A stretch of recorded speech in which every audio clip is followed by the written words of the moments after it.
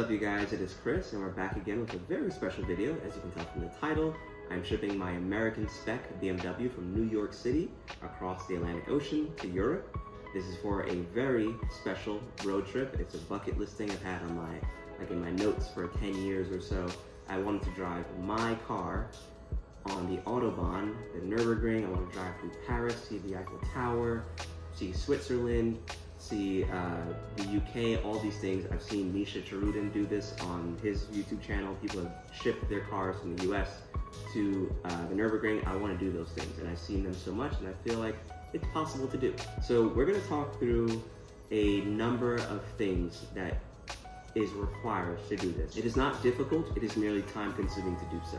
It's not expensive, it's much more reasonably priced than most people would expect, and with that being said, I'm going to try to put timestamps in a description down below in this video, so if you'd like to skip ahead to whatever part of this video you think is most important, feel free to do so.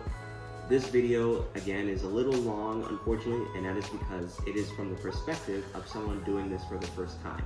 So I was learning as I was going, I was asking a lot of questions, I was picking the right agents. There's a lot of steps involved, and if you are doing this for the first time, I think this video will be from that perspective. So I hope this is enjoyable to whoever's watching, and let's get right to it. The first step is to find a company that's going to ship your vehicle for you. So I'm going to break this video into like 3 distinct sub steps, if you will. So the first one is, again, to find a company that is going to do this. The second one is, once you find that company, is to get a quote of the shipment. The third one is to complete a booking form, which is the continuation of the quote. It's like formalizing the process. So backing up a little bit, finding the company. What I did is I just went on Google and I would search for things like how to ship my vehicle from New York to Europe. There'll be a list of Reddit threads, YouTube links, if any, just a lot of search results of people who've done this before and explaining how to do it, right? They would explain their experiences, what they paid, how long it took, blah, blah, blah. So I just read through them, not all of them, just a few of them to get an understanding of what I'm gonna be dealing with. And then, most importantly, there'll be a list of companies that do ocean freight shipping. So I ended up calling 3 companies so that I could kind of shop around. I could understand, okay, what's the vibe? What's the cost? How long will it take? Just a bunch of things. I would call a bunch of them, right? The 3 that I ultimately called was West Coast Shipping, Schumacher Cargo, and IVSS. IVSS stands for International Vehicle Shipping Services. And also, to be clear, this video is not sponsored by anyone or anything, any company, so it's just my honest take on this thing. Once you decide which company you want to go with, in my case, IVSS, the next step is to get a quote. Now, the quote is important for a number of reasons, but it's not very long. I would say it may take between 1 minute and 5 minutes, depending on which company you go with. The reason why the quote is important is because here you're going to decide which shipping option you want to go with. So I'm going to take a quick tangent here. There are 3 ways to ship a vehicle by ocean. The first one is called RORO. It stands for roll on, roll off. It means your vehicle will be driven onto the boat. It'll sail across the ocean. When it's time to disembark or whatever, it'll be rolled off the boat. A dock worker will drive your car onto the boat, and they'll drive it off. That is the cheapest option, it is the fastest option, and it's probably the most dangerous option. You can probably assume, because if someone else is driving your vehicle, there is a risk for damage. That's something we'll talk about in a moment. I'm gonna try to demonstrate this with toys. The second option is called shared container. So it means your car and another person's car will be loaded on a container together in a metal container. That metal container will then be loaded onto the vessel. The ship will sail across the sea, and then when it gets to its destination, they will unload the container, unlock the container, and drive the vehicles out, and then you pick it up, right? So technically, that is safer. However, it's debatable because during the shipment, the vessel will be moving a little bit, but that's not a problem. But it's more so when they're loading and unloading the containers, there's risk of the contents shaking around a little bit. I've spoken to someone and they did say that although RORO has some risk, so does a shared container, but that's a separate topic. So again, it's technically safer. It is more expensive than RORO, and it is also more time consuming because you need to find another person that wants to ship their car at the same time that you want to ship yours. So if you cannot find a partner, and they'll find a partner for you, there's like a form. You have to hope that someone in the world wants to ship their car at the same time that you want to ship yours, and then you go from there. So that's the second option. The third option is a single container. It's just like the first or the second one I just mentioned, but it's just your car in a container by itself. It is more expensive than a shared container because, well, I don't know, maybe the more cars that go on the boat, the cheaper it is for each individual person. If you want just your car on that vessel in one container, it's more expensive. It is probably faster than a shared container because you do not have to wait for another person to be in the container with you. It is the most expensive option. It is arguably the safest option, barring what I just said before about the contents being moved around during the loading and unloading. So during the quote process, you will pick which option you want to go with. I personally went with RORO. I'm taking a chance with my BMW. Hopefully it's fine. Like I said, it's currently on a boat right now. I haven't even picked it up yet as I'm speaking, so hopefully there's no problems. I'll explain if there is or isn't toward the end of this video when I get to the car. So in the quote, you will choose your option. You will choose your port of load and your port of destination, but I don't know how they phrase it. You will state the value of your vehicle and I think the date that you want to sail or something like that. The quote will be generated or auto-generated from that information. It will be emailed to you. You'll get a price, you'll get a bunch of stuff in an email. You will also have a link to a booking form, most likely, unless the process is different from different companies. But for IVSS, they will send also a link to complete the booking form. Like I said, the quote took about 5 minutes. The booking form is a little longer because they're going to ask you more specific information. Information such as, and it's very important that you have 5 documents, if I'm remembering correctly. The first one you're gonna need is your vehicle's original title. It needs to be a valid original title. I believe you need to own the vehicle. If you're financing the vehicle, the bank has to give authorization to complete or to ship your vehicle. Otherwise, you cannot ship a vehicle that you do not own. So confirm that information with your company before you take my word for it. That's just my understanding. The second thing is you need your vehicle's registration document. You need your vehicle's insurance documents. You will need to upload photos of your car as it currently stands. And lastly, I think you need your passport. So you need to have a valid passport and it needs to not be expiring within, I think it's 3 months or something like that. In the booking form, you're gonna upload all 5 of those things that I just mentioned. I think there's like a drag and drop field for you to upload documents or something like that. There will be some additional questions I think you may answer, kind of like the dimensions of your vehicle, like the width, the depth, the height, the weight, the dry weight of your vehicle. A few other things you can Google. You can Google like, what is the weight of my BMW, whatever, right? You're gonna upload all of that information. Then the shipping company will get back to you via email to confirm your booking confirmation, to make sure like, okay, you are confirmed to have scheduled this travel. At this moment, I think it's very important that you schedule a phone call with them. They may have like a WhatsApp link or a calendar link where you can schedule a phone call with an agent from the shipping company. It is very important that you do so because each company has a different set of like rules, procedures, pricing, obviously, shipping procedures. There's like they all do different things. For example, one company may allow you to have items in your vehicle during transit. Another vehicle will not allow you to. So it's good to clarify those things.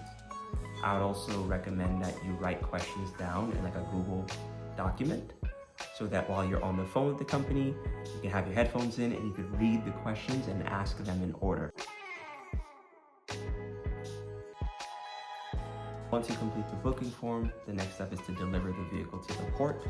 there will be a set of delivery instructions that you must follow. The company I'm using has specific rules about what can be on the car, in the car, when you ship it. And that big rule is you can have nothing in the car, nothing in the trunk, nothing in the glove compartment, nothing at all. You cannot ship it with anything.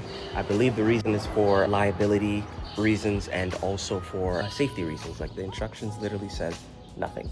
To be clear, the rules about the interior being empty may only apply to RORO shipping. So if you're using a container method, you may not have this rule, but I believe it applies to all three. But here, I'm just cleaning out the trunk entirely, removing everything in it. I'm gonna vacuum it, make sure it's super clean. Then I'm gonna move on to cleaning out the glove compartment and the armrest. Any leg compartment overall will just be empty. In addition to that, all of the shipping methods also state that you must clean the exterior of the vehicle. So make sure you get a very good car wash, as some countries are very particular about the vehicle being super clean when you deliver it. So in those instructions, the shipping company most likely will tell you you need to have an escort. And you would have to schedule them to drive you into the port. The shipping company is going to give you a series of documents to confirm the travel, like a receipt, a dock receipt, some stickers that go on your windshield, a bunch of things. And it'll be in the email. They'll tell you what you need to bring. You must print these copies and bring it with you to the escort office. So there'll be another car. Let's use the cars as an example. Let's say I'm driving my BMW. Let's say this is the escort service. It'll be in front. They're gonna drive you into the port, and then you're gonna get out of your car and you're gonna leave it there. You're gonna get in their car and drive back to like the office, and then from there you go home. So, and again, this is my experience. Maybe it's a little different depending on where you are. So you have to call that escort service to schedule that service. So what I did, or what we did, is we first had to call them like a week or two before to confirm that there were no holidays or there wasn't a reason that the port would be closed or whatever. It's very important to confirm all of that. Once they say, yes, okay, we're confirming your escort service, be here at this time on this date. It is currently 5:24 in the morning. It's my birthday number. We are 136 miles away, or about 2 hours away from the port in Baltimore. Got everything, I think, have all my documentation. Very interesting thing, one of their instructions is that the car has to be delivered with less than a quarter tank of gas. And ironically, this car is pretty good on gas, so I think I need to put it in Sport Plus mode to burn gas on purpose. You're going to drive to the escort office or whatever it is. They're gonna drive you into the dock. Those documents will be stamped and reviewed a couple of times through different checkpoints within the dock. Once everything is good to go, you're gonna leave your vehicle. Again, you're gonna get in the escort's vehicle. They're gonna drive you back to like an office that they, took you from, and then you go home. It is not explicitly required, but it's strongly recommended that you remove your license plate from your vehicle before you drop it off at the port. This is something that the shipping company, the escort service that drives you into the port, and also people online who have done this before, they will all recommend that you remove your license plate before you drop it off. The reason is that license plates are considered like a souvenir for people to steal in foreign countries, so they'll steal it from your vehicle before you pick it up, so you want to remove it before that happens. In this particular situation, the escort service recommended that I at least loosen the screws so that I can drive it around in the US with the plates on. Obviously, you have to have a license plate. Then, when I leave it at the port, I will fully remove it. I'll put it in my bag and take it home with me. The license plate does not have to be on the car during the journey. It just simply needs to be reinstalled when you pick it up in the foreign country. So I'm gonna take it home with me. Then I'm gonna fly over there with the license plate and reinstall it. All right, we're on our way to the port. This guy in front of me with this like buggy is also shipping his vehicle somewhere. And in front of him is the white Hyundai Elantra. That's the dock worker, or the escort, who's escorting us to the dock. So yeah, nervous. I got a Apple AirTag in here. Hopefully I'm able to leave it in there and there's no problem.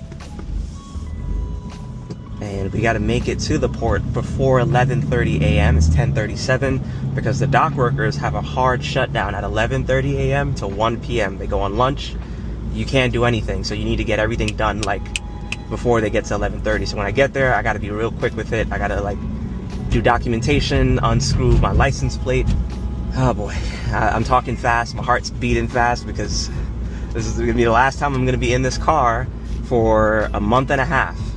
And then it's gonna be in a completely foreign country, let alone foreign continent. Oh, I forgot one more thing. You must wear a green high visibility jacket when you are delivering your car to the port or when you're picking it up from the port in the destination country. Some ports will have like extras on standby that you can borrow for free. That's what happened in Baltimore. They gave me one to borrow.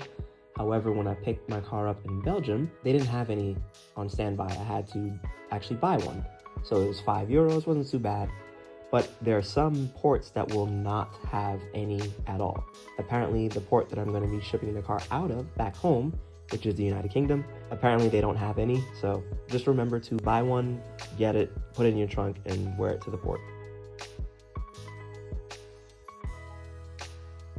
So the next step is to actually track your vehicle as it's sailing across the ocean. So the shipping company will give you 3 ways to track your shipment, your car, whatever. The first one is a live updating location of the vessel. The second one is keeping track of the individual stops that will make along the trip. And the third one is a status update of like, has the vehicle been loaded onto the vessel, has it sailed, has it been unloaded, etc., etc. So I'm going to start with the first one, which is the live location of the vessel. So the way that you do that is to download an app called Vessel Finder. You can find it in the App Store. Let me zoom out a little bit just to give you an update. So these are all the vessels in the world. Like there's so many, it's across the entire world. You will need to know the name of your vessel. So I know it's called Atlantic Sea. The shipping company will tell you what the name of your vessel is. I happen to know this because obviously I'm shipping mine. So I tap on Atlantic Sea. It gives you some information about the vessel, what it looks like, some photos. And also there's a map position button at the bottom left. And currently it is sailing, I don't know what this channel is called, but this is in northern Germany. The name of the ship is Atlantic Sea, like I said. It is sailing to the port of Hamburg, if I'm pronouncing that properly, but the port of Hamburg in northern Germany. So it's gonna dock there, that's one of the stops. Once it docks, it will unload some number of vehicles, not mine, because it's not part of my stop. It'll dock there, then it'll come back out of this channel, back out into the open Atlantic Ocean, and then it will sail southwest to Antwerp, Belgium. The port of Antwerp is, I think, this one here. So that's the port of Antwerp, where other vessels are also kind of like congregating a little bit. So that is where the vessel will dock. Then it will unload my vehicle and some other vehicles in there as well. I will then get a confirmation from the shipping company saying your vehicle has cleared customs. It is now available for pickup, and then it'll tell me which day I can pick it up. Okay, so the second way to track your vehicle is to know where in the trip your port of load is and your port of discharge is. So think of it like a train station in New York City, or train route, where there are multiple stops. You're getting on at some point in this train's journey, and you're getting off at one point in the train's journey. The ship is the same way. So to do that, there's a website called aclcargo.com, and you can type in some information so you can see where your shipment is going to be and when. So if I scroll down real quick, I guess I can't see it on my phone, but this is a map of all the stations or ports that the ship will dock and leave from. So again, going back up, what I'm going to do is I'm going to type in RORO, or I'm going to click RORO because that's what I've selected. So you're going to do this for yourself. I think 6 weeks is like, I kind of leave it by default. Now, where the shipment was loaded from was Baltimore for me personally.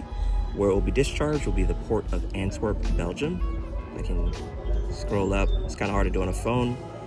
And departure date, I think it was May 25th. I'm going to leave arrival blank for now.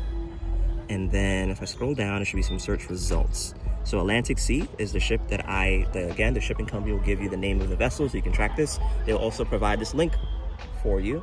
So I'm going to click on the top row, which is Atlantic Sea, and it shows all the ports that the ship is going to dock in. You should look at this on a computer to see it easily, but these are all the stops that it's made along the way.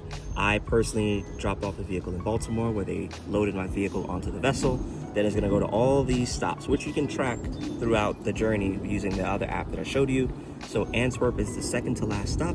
It's due to arrive on June 10th. It previously said June 12th, so there were some delays that they seem to have resolved somehow. Then, once they drop off my vehicle, the last stop is Liverpool in the UK, I believe.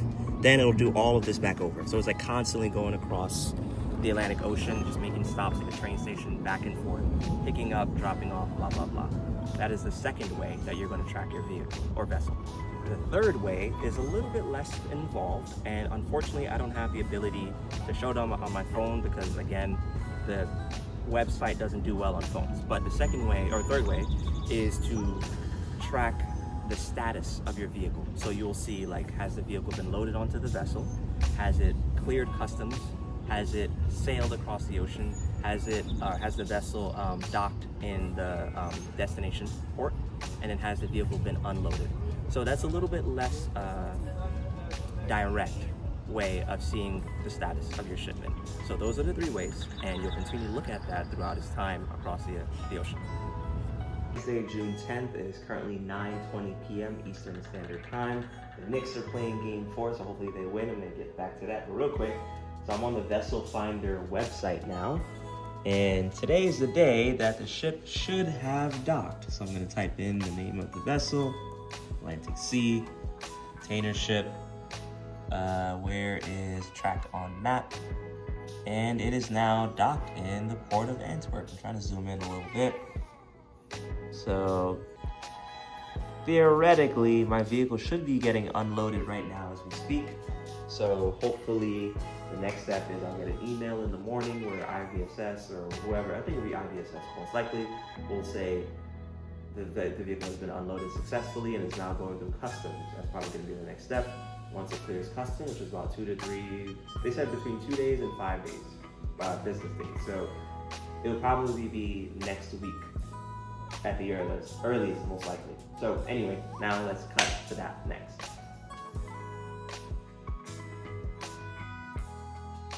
All right, so the next step is to hop on an airplane and go to the country that your car has been shipped to and go pick it up.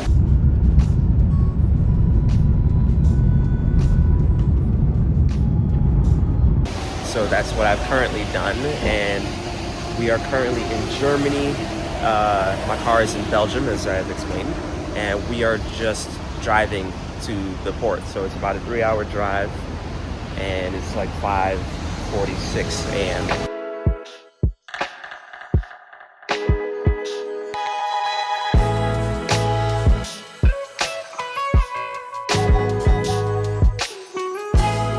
Picking up your vehicle in the foreign country will likely be much easier than dropping it off in your origin country. All you'll have to do is bring your passport, maybe 2 or 3 other documents. I'll put them on screen, and that's pretty much it. You just drive to the port. I can't speak for all countries, but for Belgium, all that I had to do was go to the kiosk, scan my passport. They'll give me a card. Then I'll take that card to the kiosk person. They'll have me fill out 1 or 2 documents. And then I just grabbed my car. That's pretty much it. This whole process took no more than 30 minutes. I kid you not. In fact, it could have been a lot faster if I just understood all the instructions that were being given to me. I was a little nervous. I kind of panicked a little bit because the accent was a little tough, but they were fairly nice. But yeah, once I did everything that was required of me, I just walked to my car, get in, drive it, and that's it. Now, that is very convenient. She said the car should be open. Let's see. And it is. Okay. It's been 45 days.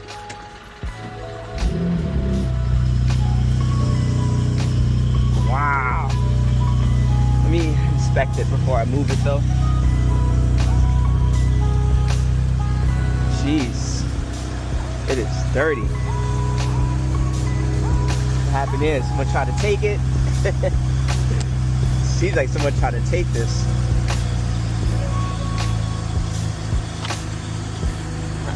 I can't just go in. Yeah, someone really tried to take this because there's no reason that this should be off.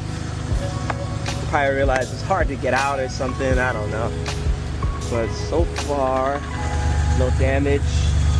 Lots of rust on the rotors.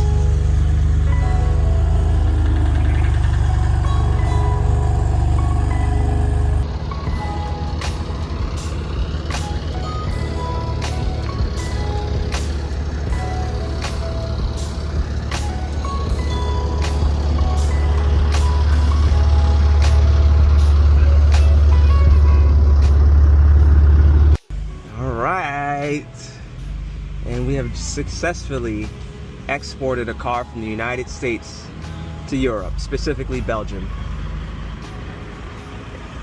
Now I gotta meet my brother who's on the other side of all this madness over here. The last step is to reinstall your license plate. It is super important that you bring your license plate with you. Do not forget it before you get on that airplane. And more importantly, I would recommend that you put your license plate in your carry-on. Do not put it in your checked luggage, because if your luggage gets lost, you're not going to be able to pick up your car because you need that license plate, obviously, to reinstall it. You're going to get pulled over. It's going to be a hassle. Just remember to bring your license plate and remember to reinstall it. So now I'm on my way to get gas. That's the first order of business after you pick up your car, because as I said earlier in the video, you have to have a maximum of a quarter tank of gas in the vehicle when you drop it off. So I'm essentially out of gas, so I got to fill it up. So we're headed to a gas station about 5 minutes away. Oh, what does that mean? Like, I don't know what all the signs mean. Some of them I do, but some of them are kind of hard to understand. I just changed my units to kilometers per hour, because in Europe they don't use miles per hour, which we do back home in the US. So I had to change that so I'm not unintentionally speeding. But yeah, I'm happy. I gotta put my phone mount back here. I'll do that when I get to the gas station. Driving with New York plates. New York plates in Belgium, and then we're gonna drive another 200 miles back to Germany. So far the car seems fine. I don't see any visible damage. All right, that's pretty much how you do it. That is how you ship an American BMW or American car from New York to Europe. And the reason why I did this, like I said in the beginning of the video, is because I wanted to drive my car at the Nürburgring. So here we are outside the Nürburgring. That's my car over there from New York, and I'm gonna be here for 30 days. Not just Germany, I'm gonna be in a total of 7 countries across 30 days. We're gonna be in Germany.